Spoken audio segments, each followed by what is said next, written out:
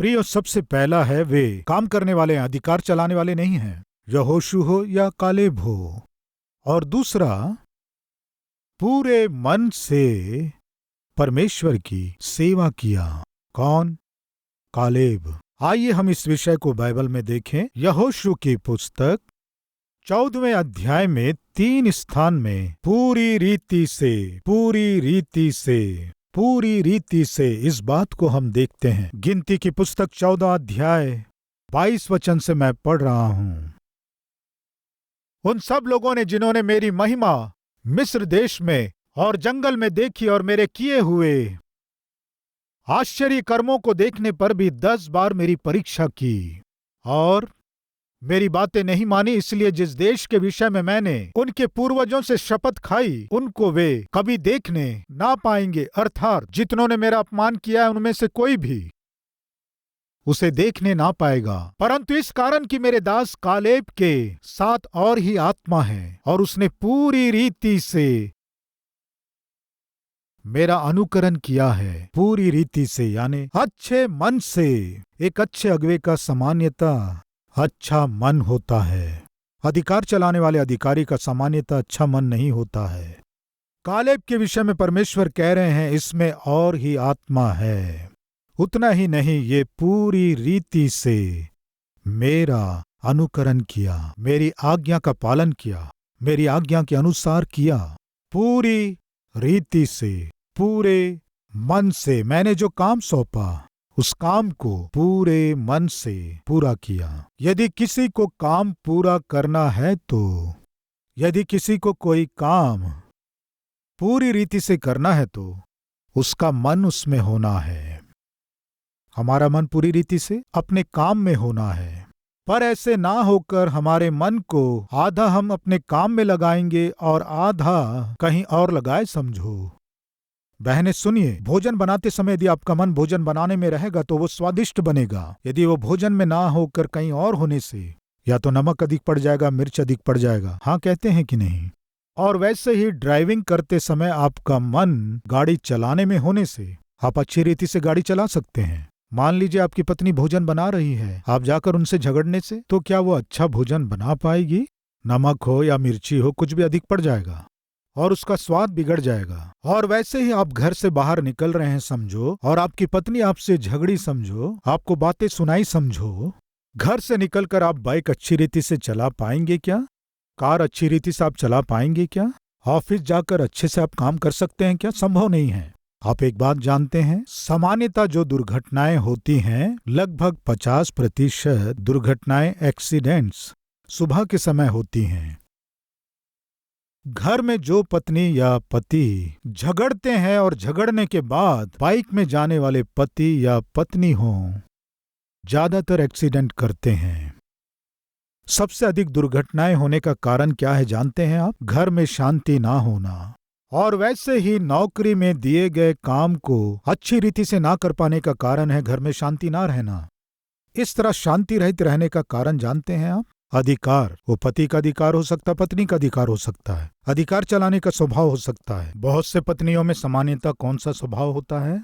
पतियों के ऊपर अधिकार चलाने का स्वभाव।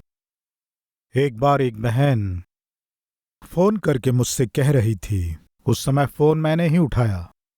बताइए बहन, मैं किस विषय के लिए प्रार्थना करूं? कहने से मेरे पति बिल्कुल मेरी बात नहीं सुन रहे हैं। मैं किस विषय के लिए प्रार्थना करूं? वही तो कह रही हूं, प्रार्थना कीजिए, मेरा पति मेरी बात सुनना है। बहुतों की सोच क्या है कि मेरा पति मेरी बात सुनना है। मेरा प्रश्न यह है कि वास्तव में पति की बात पत्नी सुनना है या पत्नी की बात पति सुनना है? बाइबल के अनुसार देखें तो पति की बात पत्नी को सुनना है। अभी के संसार के रीति के अनुसार होने से पत्नी की बात पति को सुनना है। जो पति पत्नी की बात सुनता है उस घर में शांति रहती है। हाँ कहेंगे या नहीं? पर जो पति सोचता है कि मेरी बात मेरी पत्नी सुनना है तो उस घर का हाल बुरा होगा। तो फिर आपके विषय में क्या है? कृपया ध्यान दीजिए। घर में तानाशाह।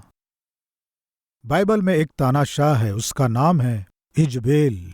वही घर में शासन चलाती है और देश की शासक भी वही है। और उसका पति आहाब पत्नी जो कहे वही करता है। कृपया सुनिए, बाइबल बताती है, पत्नी की बात सुनकर जिसने अपने आप को नाश कर लिया, अहाब जैसा दूसरा कोई नहीं है। जिस घर में पत्नी शासन चलाने की कोशिश करती है वो घर नाश हो जाता है, वो परिवार टूट जाता है।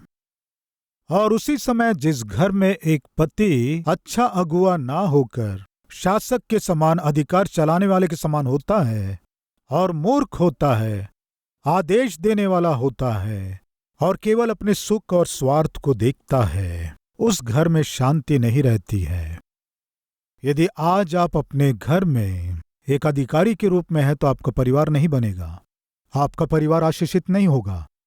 यदि आप ध्यान से जांचेंगे तो कालेब सच्चे मन से परमेश्वर की उपासना किया, पूरी रीति से उसे दिए गए काम को वो पूरा कर पाया।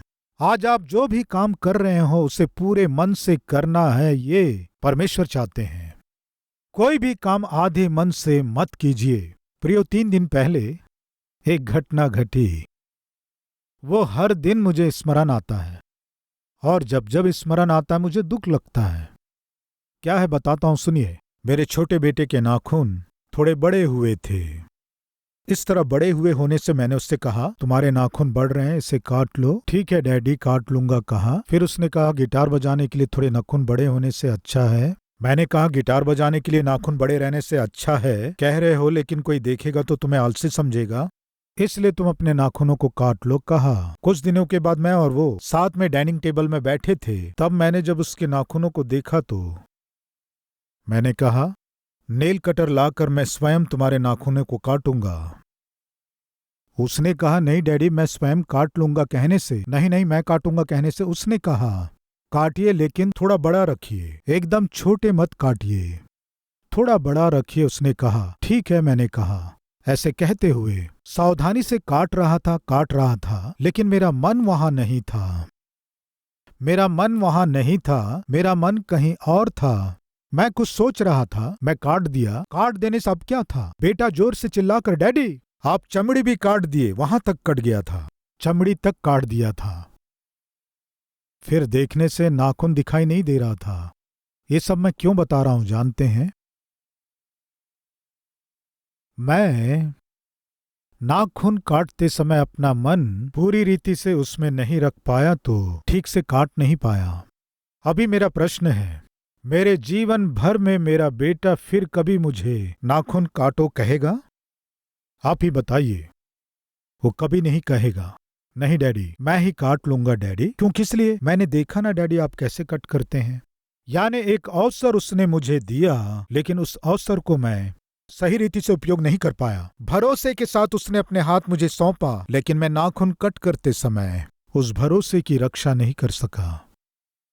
जीवन में अब कभी भी वो अपने हाथ नाखून काटने के लिए मुझे सौंपने की हिम्मत नहीं करेगा। ये छोटा विषय है, लेकिन मुझे एक बड़ा पाठ सिखाया। क्या है जानते हैं? प्रियो, किसी व्यक्ति के हाथ में हो या किसी कानून के हाथ में हो या किसी पेशे के हाथ में हो, हम अपना हाथ सौंप रहे हैं तो सामने का व्यक्ति उसे दिए गए उस जिम्मेदारी को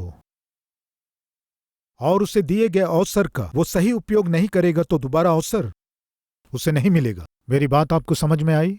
हम पर यदि कोई भरोसा करके हमारे हाथ में कुछ सौंपे तो वो नौकरी हो सकती है, व्यापार हो सकता है, सेवाकाई हो सकती है, कोई जिम्मेदारी हो सकती है, एक जीवन हो सकता है, एक वस्तु या वाहन हो सकता है, या किसी व्यक्ति को हमारे हाथ में रखने से यदि हम जिम्मेदार रहित व्यवहार करेंगे तो फिर कभी भी हम उनके भरोसे को जीत नहीं पाएंगे।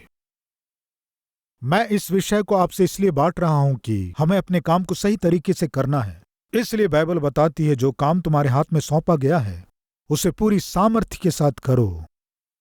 परमेश्वर जो काम आपको सौंपा है उसे पूरी सामर्थ्य के साथ करना है। ऐसे ना होकर यदि आप पूरे सामर्थ्य से ना होकर अश्रद्धा के साथ यदि कोई काम करेंगे तो दूसरा मौका शायद आपको नहीं मिले। पूरे मन से यदि आप काम नहीं करेंगे तो दूसरा मौका शायद आपको ना मिले। मेरा पुत्र मुझसे बहुत प्रेम करता है, मेरा आदर करता है, दूसरा मौका मुझे देगा कहने से मुश्किल है, क्योंकि दिए गए अवसर को मैंने जिसे पूरे मन से करना था नहीं कर पाया, इसलिए दूसरा मौका मुश्किल है। छोटा उदाहरण है लेकिन बहुमूल्य पाठ को सिखाता है। हमारे जीवन में कोई भी काम पूरे मन से नहीं करने से दूसरा मौका मिलना मुश्किल है, असंभव है। प्रिय भाई और बहन, नौकरियां मिलना बहुत मुश्किल हो रहे हैं। आप जो भी नौकरी कर रहे हो, दिए गए जिम्मेदारी को आप सही रीति से नहीं करने से फिर से वो मौका मिलना मुश्किल होगा। जो सेवाकाई में भाग ले रहे हैं, जो सेवाकाई आपको सौंपी गई है, परमेश्वर के महान अनुग्रह से आप पाए हैं, उस सेवाकाई में आपकी जिम्मेदारी को पूरे मन से नहीं करने से दूसरा मौका शायद आपको फिर ना मिले। इस विषय को आप ना भूलें। प्रियो, मैं पूरे मन से चाहता हूं। प्रियो, एक प्रचारक ने उसे सौंपे गए काम को पूरे मन से किया। लगभग 150 वर्ष पूर्व, अंदाज लगभग 150 वर्ष पूर्व, उस प्रचारक को एक स्थान में गेस्ट स्पीकर के रूप में उसे बुलाए। पता नहीं क्या हुआ, वो कहाँ गया था नहीं मालूम, लेकिन जब वो वहां गया और देखा तो उस कलीसिया में कोई भी नहीं था।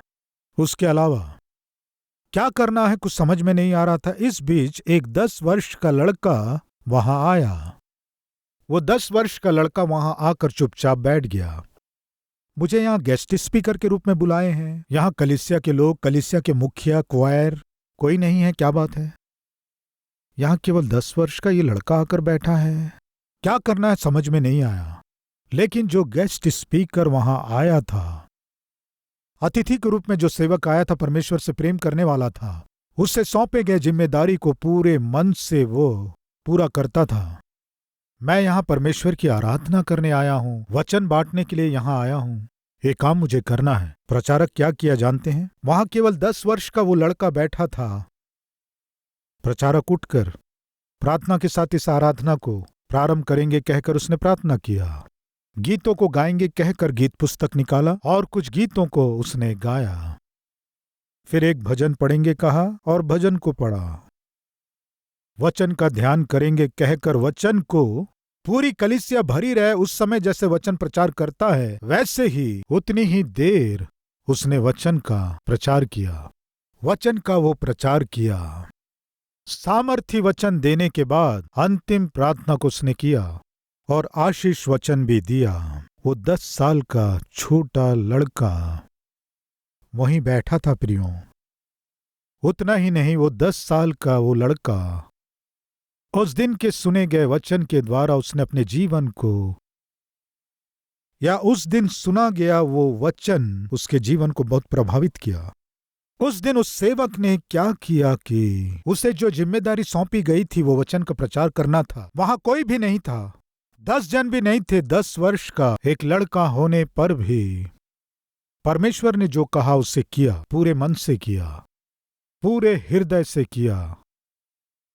वो 10 साल का लड़का बड़ा हो गया। बड़ा होने के बाद उसने एक निर्णय लिया, एक महान वरदानों से भरा हुआ अपने आप को प्रकट कर सका। आप जानते हैं प्रियो, विश्व के इतिहास में महान महान मसीही फिल्म्स, 10 कमांडमेंट्स हो या सैमसन एंड दलीला हो या किंग ऑफ किंग्स, प्रभु यीशु मसीह के जीवन के विषय का फिल्म हो सकता है, और क्राइस्ट एंड द क्रॉस नाम का सिनेमा, हम सिनेमा कहते हैं लेकिन इंग्लिश में फिल्म्स। आप में से बहुत से लोग 10 कमांडमेंट्स देखे होंगे, और वैसे ही सैमसन और दलीला। इस तरह जो मसीही सिनेमा हम नहीं कहेंगे लेकिन मसीही फिल्म्स जो आए हैं, उन सब को किसने बनाया है जानते हैं? वही 10 साल का लड़का। बड़ा होने के बाद परमेश्वर के इन बहुमूल्य सत्यों को सारी दुनिया तक पहुंचाना है। प्रियो, उनका नाम है सिसिल बी डिमिल्ले। प्रियो, एक सेवक, उसे दिए गए जिम्मेदारी को जब उसने पूरे मन से किया, 10 साल के लड़के के जीवन में वो संदेश इतना अधिक उसे प्रभावित किया कि वो सोचा, मैं बड़ा होने के बाद इस बाइबल को सभी पढ़ रहे हैं, इस बाइबल के संदेशों को मैं सबको दिखाऊंगा, सबको मैं सुनाऊंगा। प्रियो, अमेरिका देश में उन्हें सामान्यतः अमेरिका के मूवी फील्ड का इन्हें पितामह के रूप में पुकारते हैं। इतने महान प्रोड्यूसर के रूप में और इतने महान डायरेक्टर के रूप में वो व्यक्ति अपने आप को प्रस्तुत कर सका। कारण जानते हैं, एक सेवक उसे सौंपे गए जिम्मेदारी को पूरे मन से वो निभाया, केवल इसलिए ये संभव हो पाया।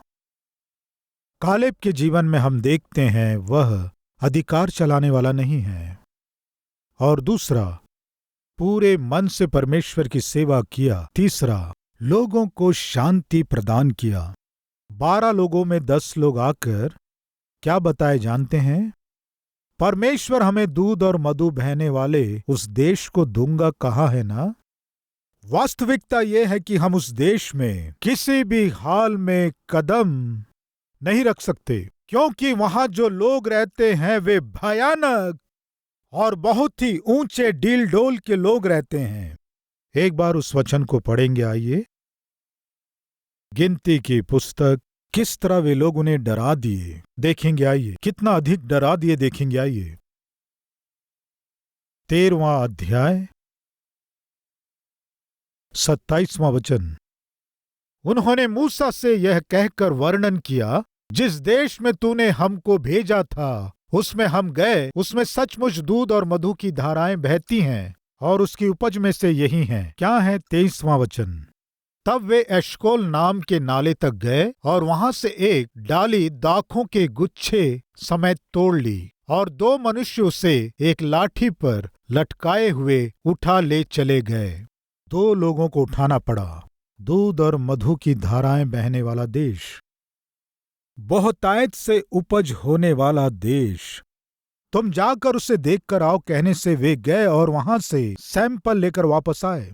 वापस लौटे हुए 12 लोगों में से 10 लोग कह रहे हैं वो दूध और मधु बहने वाला देश है, इसमें कोई संदेह नहीं है। देखिए वहां के उपज को, देखिए वहां के दाख के गुच्छों को, कितने बड़े हैं। उसके बाद वे क्या कह रहे हैं, 28 वचन को देखें। परंतु उस देश के निवासी बलवान हैं और उनके नगर गढ़वाले हैं और बहुत बड़े हैं। और फिर हमने वहां अनाक वंशियों को भी देखा।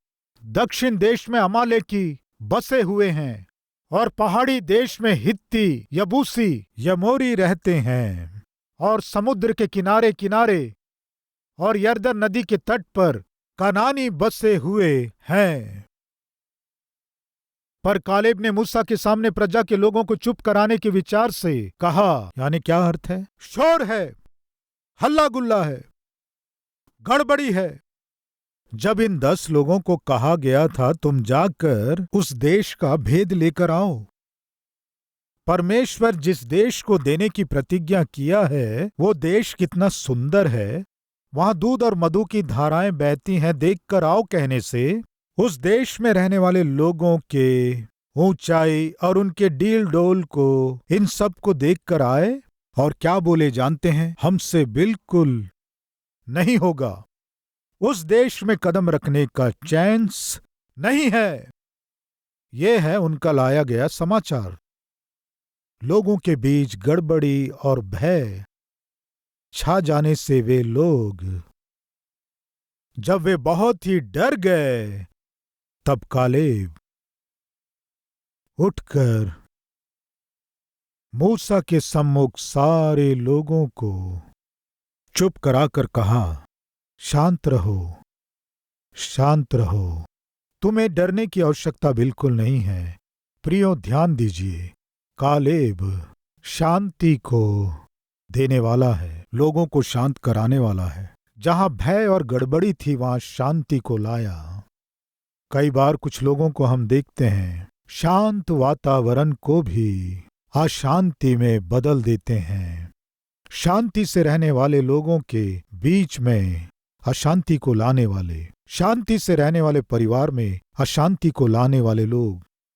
प्रियो, घर में पत्नी और बच्चे शांति से थे, तब आता है वो व्यक्ति, कौन है बताइए? बस आने भर की देरी है, खिड़की से या दरवाजे से बेटा या बेटी देखकर मम्मी मम्मी आ रहा है। कौन आ रहा है? कौन है बताइए? चोर है, लुटेरा है, हत्यारा है? कौन आ रहा है प्रियो? और कौन है? उसका पिता ही है। मम्मी मम्मी आ रहा है मम्मी। बस इतना ही।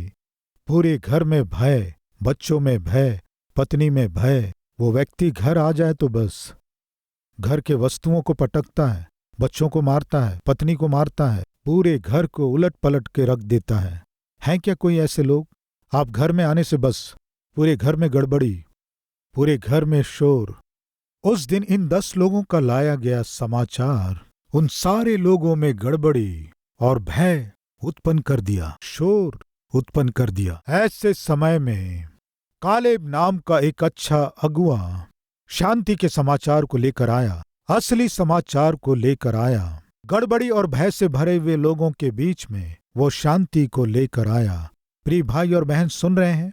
अच्छा अगुआ शांति को देता है और एक अधिकारी गड़बड़ी को उत्पन्न करता है, भय को उत्पन्न करता है, शोर को उत्पन्न करता। मैं पूछता हूं, आप अपने घर में एक अच्छे अगुवे के रूप में शांति को लाने वाले हैं या एक अधिकारी के रूप में, अधिकार चलाने वाले के रूप में? एक बार सोचें।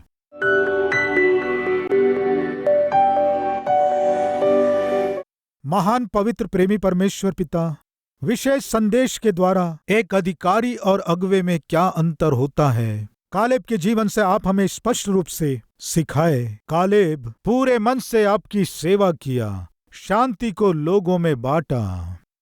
पिता, हम आलसीपन को छोड़कर, अधिकार करने वाले स्वभाव को हम छोड़कर विश्वास योग्य एक अगुवे के गुणों के साथ हम कालेब के समान आपकी महिमा कर सकें और आपके संग रहकर हम किसी भी उम्र में आपकी सेवा कर सकें। सहायता कीजिए। यीशु के नाम से मांगते हैं पिता, आमीन।